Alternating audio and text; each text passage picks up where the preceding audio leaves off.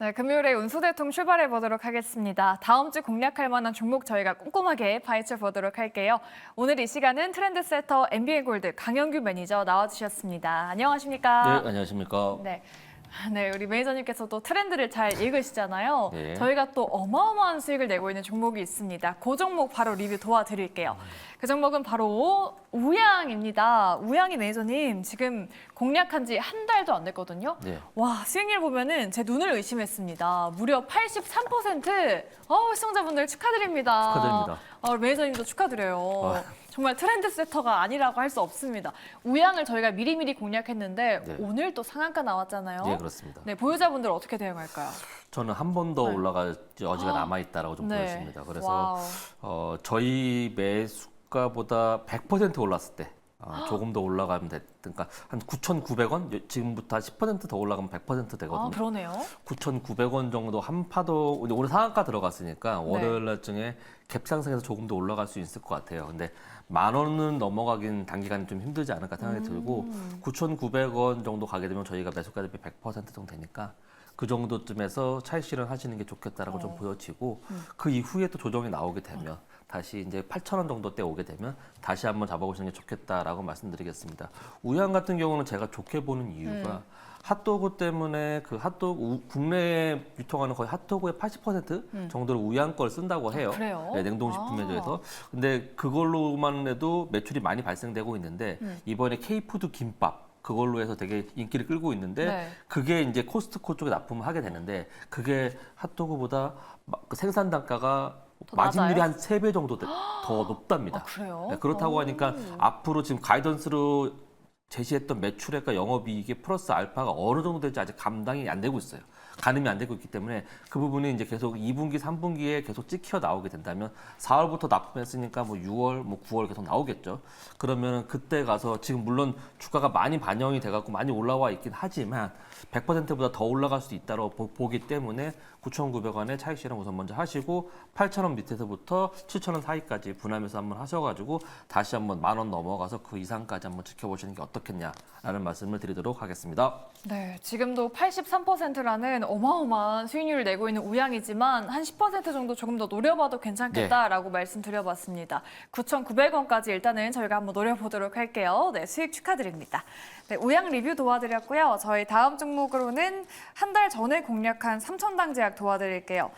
지금 7.69% 수익 중인데 네. 이 종목이 약간 조정받나 싶더니 다시 또 올라와주고 있거든요. 네. 이 종목은 좀 더 지켜볼까요? 예, 그렇습니다. 제가 생각했던 것보다 조금 더디게 가는 경향이 좀 없잖아 있는데 그동안에 약간 노이즈가 좀 있었습니다. 맞아요. 아일리아에 대한 노이즈가 좀 있었는데 그 부분이 좀 어느 정도 해소가 됐고 이 붉은 선 박스권을 약간 이탈했다가 그렇지만 그 아래쪽 저점을 지지해주고 바로 올라오는 거 그러네요. 봐서는 아직은 이 가격을 이탈하지 않겠다. 아직은 10만 원을 살아있다. 이탈하지 않으려고 좀 노력을 하고 있는 부분이고 10만 원을 이탈하지 않은 상황에서 어떻게 보면은 이제 쌍바닥을 그리고 올라오는 부분이기 때문에 지금 최근에 보였던 최근 한 2개월 동안 지금 뭐 6월 달까지면 한 3개월 정도 보여줬던 고점을 돌파하고 있는 흐름입니다. 그렇기 때문에 추가적으로 더 올라갈 수 있는 여지는 남아 있다라고 좀 보여지고 앞으로 있을 이제 당뇨학회도 있고 뭐 간학회 뭐 이 앞으로 있을 바이오의 이벤트들이 계속 남아 있기 때문에 그거에 대한 수혜를 또 받을 수 있을 것이고 아일리아에 대한 그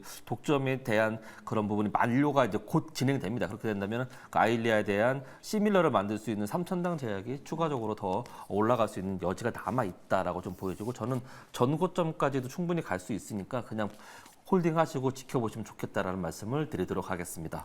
그래요. 네, 당뇨학회, 뭐 간학회 등 바이오학회 모멘텀이 아직까지는 좀 살아있기 때문에 좋은 고점 부근인 15만 원까지는 좀 무리 없이 갈 수 있겠다라고 의견 드려봤으니까요. 삼천당 제약 좀 홀딩하시면 좋을 것 같습니다. 네, 저희 마지막 리뷰로는 미스터블루 도와드릴게요. 저희가 5월 10일 날 공략했는데 이 종목도 지금 8% 가까운 또 수익 중입니다.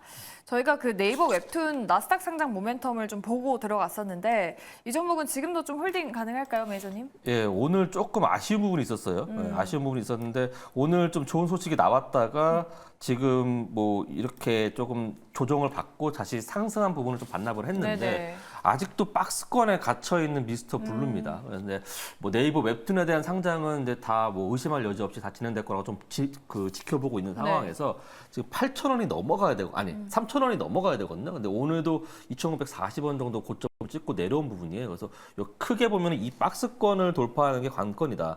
이 박스권을 돌파하게 되면은 그때가 이제 상승의 신호지 않나라고 좀 보여집니다. 그렇기 때문에 이 박스권 돌파할 때까지는 그 위에서 팔고 아래에서 사는 그러한 전략을 펼치시면서 계속 가져가시면 좋겠다는 말씀을 드리겠고 지금 한 4, 5개월 정도를 계속 그 고점이 막혀 있는 상황에서 계속 박스권을 횡보한 상황이기 때문에 3,000원을 돌파하는 대량 거래 동반해서 3,000원을 돌파하는 시점이 나오게 된다면 그때 시세가 분출되면서 최소한 3,000원 위에서 한 15% 올라가 한 3,450원 정도까지는 올라가지 않을까라는 기대감이 있기 때문에 동종목 계속 가져가시면서 조금 지루하실 수도 있습니다. 그렇지만 거의 다 왔다. 오늘도 또 네이버 웹툰에 대한 얘기가 나온 만큼 계속 뉴스 플로우는 이어지고 있습니다. 그러니까 그거에 대한 기대감은 계속 있으니 계속 잘 가져가시면 좋겠다는 말씀을 드리겠고 지루하신 분들한테 제가 한마디 드리면 네. 쿠팡 상장했을 때 그때 관련된 종목들 계속 똑같이 지루했었습니다. 그렇지만 쿠팡 상장하고 나서 엄청나게 올라갔던 기억이 있으실 겁니다. 그거를 기대하시면서 잘 가져가시면 좋겠다라는 말씀을 드리도록 하겠습니다. 네, 박스권 안에서 움직이고 있긴 하지만 그 모멘텀이 아직 살아있기 때문에 주가도 조금 더 움직여줄 수 있을지 기대해 보겠습니다. 이렇게 미스터 블루까지 저희가 세 종목의 리뷰를 도와드렸고요. 그렇다면은 우리 또 트렌드 세터 매저님이 가져오신 다음 주 공략주도 궁금해집니다. 오늘은 어떤 종목일까요? 바로 공개해 주시죠. 네, 오늘은 대주전자 재료입니다. 네.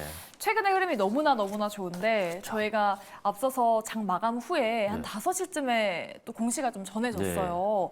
전환사채를 발행한다라고 네. 하던데 또 댓글창에서 어떤 시청자분께서는 되게 우려를 좀 하시더라고요. 네. 이 부분 괜찮을까요?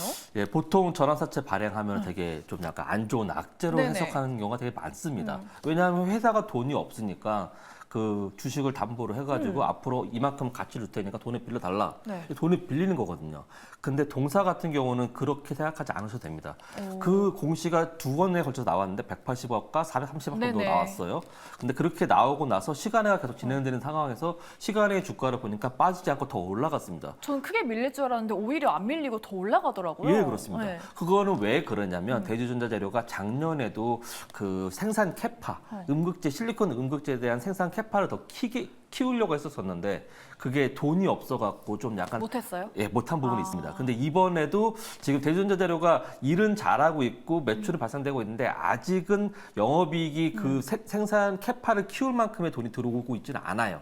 그렇기 때문에 돈을 빌린 건데 돈을 빌렸는데도 불구하고 주가가 떨어지지 않고 올라가는 이유는 뭐냐면 생산 라인을 더 캐파를 키우기 위해서 돈을 빌린 겁니다. 뭐 부채를 막기 위해서도 그렇고 그런 게 아니고 더 일을 잘하려고 네. 생산 라인을 더 넓히려고 증설하려고 하는 거기 때문에 지금 대주전자재료 같은 경우는 올해 말에 2017 테슬라 2017 배터리에 실리콘 음극재를 납품한다는 소식과 함께 많이 올라갔었거든요. 지금 테슬라에 들어가는 실리콘 음극재는 중국산이 많습니다. 근데 국내에서 유일하게 생산하는 실리콘 음극재의 대주전자 재료의 그런 소재가 너무 좋기 때문에 그게 들어갈 수 있다고 하는데 그거를 맞추려면 테슬라의 그 납기를 맞추려면 캐파를 넓혀야 되거든요. 앞으로도 더 수요가 더 늘어날 것이고요. 그렇기 때문에 이거는 호재로 작용되는 거죠. 악재가 아니고. 원래 보통은 12발행, BW 발행 이런 거는 좀 안 좋은 건데 이거 같은 경우는 동사 같은 경우는 돈이 없는 상황에서 돈을 어떻게든 마련했다는 부분이 좋은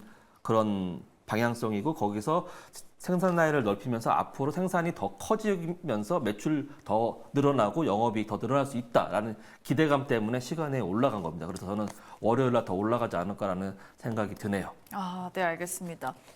전환사채 우리 시청자분께서 좀 걱정을 하셨지만 크게 걱정할 부분이 아니고 오히려 좀 호재가 될 수 있다라는 네, 부분 그렇습니다. 말씀해 주셨어요. 근데 걱정할 필요가 없을 것 같아요. 그럼 대주전자재료 원래 본업은 또 어떤 부분에 좀 눈길이 끄셨는지 들어볼게요. 지금 보시면 이제 국내 유일의 실리콘 음극재 양산 기업인데 대주전자재료를 제외하고서는 중국의 한 회사하고 일본의 네. 한 회사 이렇게 3대 회사가 있어요. 아. 근데 지금 보면은 미국에서도 중국에 대한 제재를 가하고 있고 우리나라 같은 경우는 이제 일본에 대한 재료를 좀 안 쓰려고 하는 반일 감정이 좀 있는 부분도 있고 그 원자력 폐수, 오염 네. 폐수 그런 것 때문에 그런 부분이 있어서 국내 제품에 대한 부분이 그런 효용이 더 높아질 수 있다는 좀 기대감이 좀 있고요. 그리고 지금 보통 이 실리콘 음극재 같은 경우는 배터리의 효율을 높여주는 거예요. 성능을 네. 되게 높여주는 그런 부분인데 이게 그 전까지는 2차 전지 쪽에서만 신경을 썼다고 한다면 이제는 2차 전지뿐만 아니라 웨어러블 기기라든지 핸드폰이라든지 이런 쪽에 많이 쓰이게 됩니다. 그리고 온디바이스 AI 그리고 AI 그 산업이 발달될수록 배터리의 수요가 더 늘어나게 될 것이고 더 성능의 그러한 뭐랄까 요구는 더 커질 겁니다. 그 성능의 요구를 충족하기 위해서는 음극재 그 실리콘 음극재인 그 동사의 그런 부품이 들어가야 되거든요. 그래서 지금 애플에서도 동사의 제품을 가지고 지금 테스트하고 있는 그런 부분이고 이게 퀄테스트 통과한다고 한다면 아마 애플의 IT 기기 어떻게 보면 전 세계 그 절반 정도 핸드폰의 절반 정도를 납품하고 있는 그 애플의 배터리가 납품될 수 있는 부분이고 그런 부분이 지금 애플이 그 배터리를 자체 제작하고 있는 데서 동사의 실리콘 음극재가 들어간다는 거죠. 네. 그러니까 지금은 배터리의 셀 산업은 조금 약간 하향 산업이라고 한다면 그 들어가는 소재나 부품 산업은 되게 호황 산업이거든요. 왜냐하면 배터리가 필요하는 산업은 점점 커지고 있으니까요. 그래서 동사가 2차 전지가 좀 힘듦에도 불구하고 동사는 많이 올라왔던 이유는 그런 부분이 좀 기인한다라고 좀 말씀드릴 수 있겠습니다. 그래서 AI 관련된 산업이 커질수록 동사의 소재가 더 많이 필요할 것이다. 그리고 2차 전지의 또 산업이 더 커질수록 동사의 부품이 더 필요해질 것이다. 그런 뜻에서 동사를 제가 뽑아봤고요. 그리고 19일부터 21일까지 유럽에서 인터배터리 2024가 있는데 국내에서도 인터배터리가 있었습니다. 근데 그때 참여했었기 때문에 이번에 유럽에서도 좀 큰 호응을 받지 않을까라는 기대감이 있어서 동 종목을 추천하는 바입니다. 네, 알겠습니다. 또 중요한 게 가격 전략이지 않습니까? 예. 지금 완전 신고가 부근인데 또 네. 어디까지 볼 수 있을까요? 저는 지금 이 신고가 오늘 보시게 되면 차트를 보시게 되면은 네. 계속 저점을 높이면서 고점이 막혀 있는 상황이거든요.